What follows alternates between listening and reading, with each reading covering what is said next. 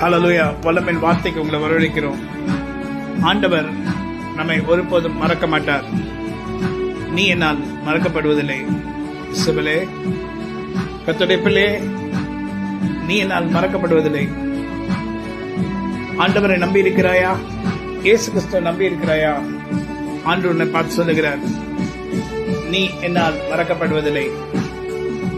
எல்லாரும் என்னை மறந்துட்டாங்க, எல்லாரும் என்னை விட்டு போயிட்டாங்க, நான் தனிமையா இருக்கேன், எனக்கு ஆதரவு இல்லை, எனக்கு துணை செய்யறதுக்கு யாருமே இல்லை அப்படின்னு சொல்லி கொண்டு இருக்கிறாய். உன் இருதயம் அப்படி சொல்லுகிறதா?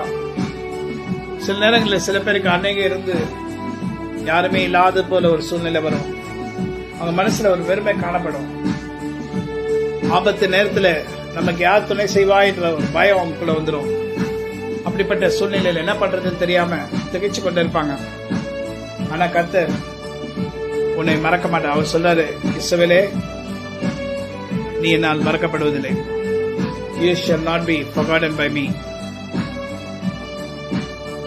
என்னை மறவா இயேசுநாதா, உந்தன் தயவால் என்னை நடத்தும்.